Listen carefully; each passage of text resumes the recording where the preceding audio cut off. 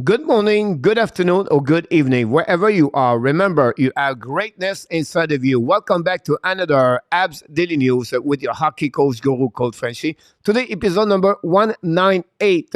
What do you have on the menu, coach, today? First of all, I'm going to give you some reason why the Montreal Canadiens should trade Josh Anderson.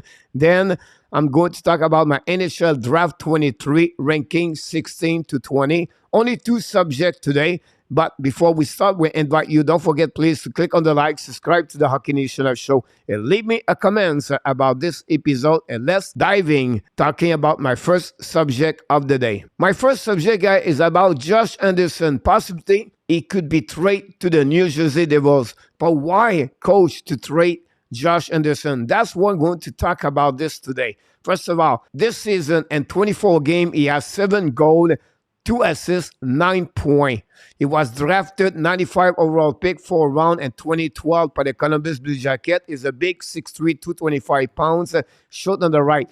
If he continues to be on that way, that would give him about possibly 23 goals with 8 assists for a possibility between 30 to 35 points at the end of the season. Maybe not good enough. He's now became a third line player. So he's never going to play on the top 6 on my eyes. He's more at the bottom 6. A third line for him is the right spot for any team in the NHL. The problem, not including this year, but starting next year, consists of his contract of 4 more years at $5.5 million.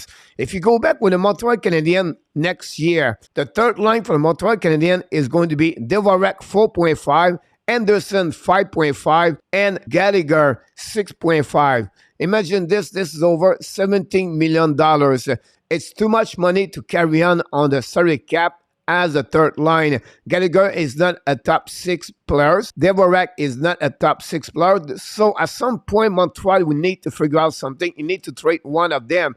And obviously, the only one I believe could have a better asset is really Josh Anderson. He has, of course, with Gallagher, the longevity of the contract compared to Dvorak. Josh should be the one he should be traded. He never scored 20 goals with the Montreal Canadiens. This is his 3rd year with the Montreal. His value, guys, is high right now.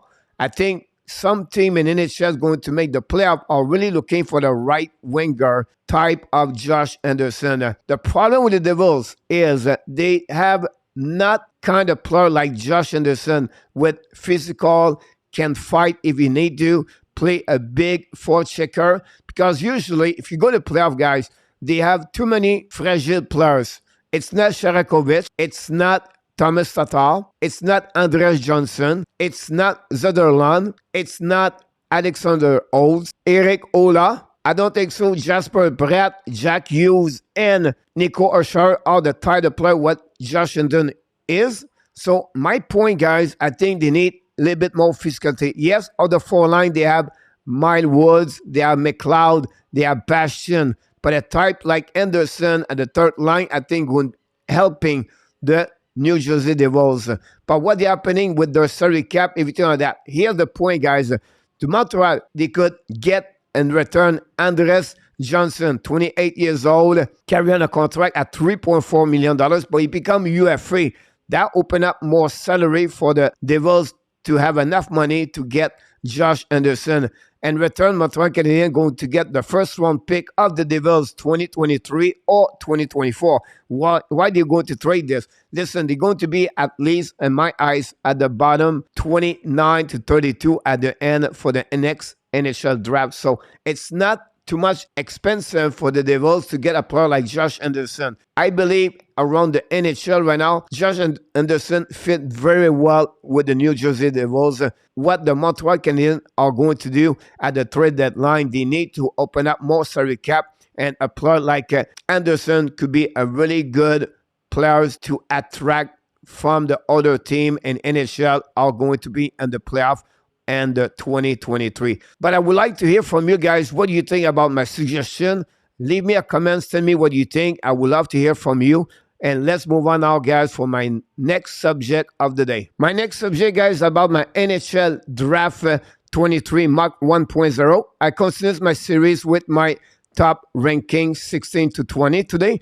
Number 16, I have to go with Kasper Aaltonen from Finland, born June 7, 2005. A big winger, 6'3", 207 pounds, shoot on the right, and 10 game he has 9 goals, 6 assists, and 15 points. Aaltonen is a very skilled and his shot is a threat for range. Combined with is the fact he has a large frame and he has a lot of to like. Aaltonen has a heavy strike that on his compete and can be in and out. When he's on, he is a physical presence with offense, but Aaltonen does not always show up.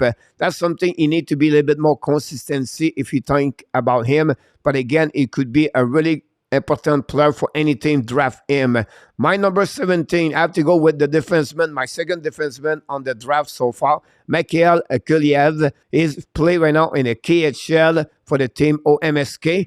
Born April 26, 2005, 5'11", 172, shot on the left, and 12 game, he has only 1 assist. Again, he played in a KHL. But listen, he's a really highly intelligent and creative puck mover who skate well. He can make tough play at a quick pace. He reminds me, honestly, Lane Hudson. He has all the making of the power play quarterback in the NHL.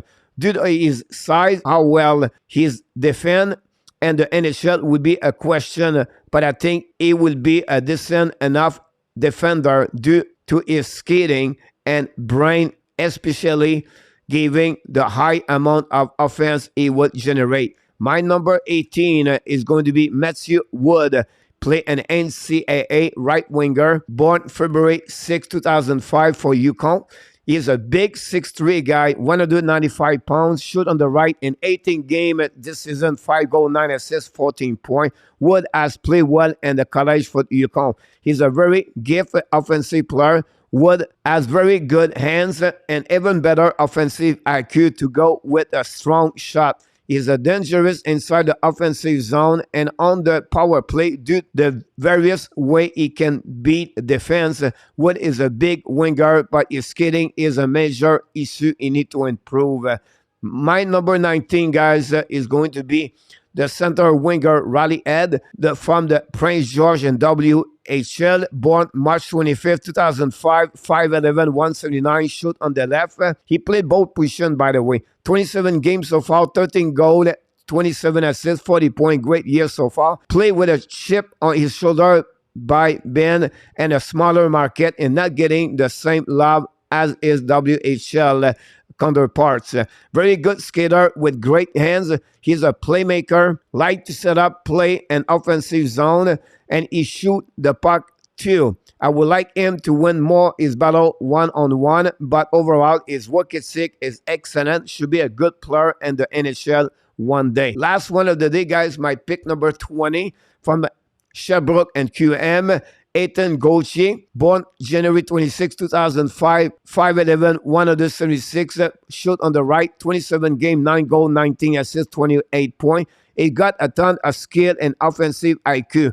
He can beat defender one-on-one at a high rate, making creative play in small area and showing he can create a lot for his teammate too. He has shown a lot of the offensive engineer, but as a 5'11" winger who lacks NHL quickness, the question is going to be how his game translates to the higher level. But I can promise you one thing, he's going to be an excellent hockey player in NHL one day. We know he's a son of the DANY Gauthier, ex-NHL player. That's complete, guys, my second subject of the day. That's it, guys. This is complete my subject of the day. But before we leave, we invite you, don't forget, please, to click on the like, subscribe to the Hockey Nation Show, leave me comments about this episode.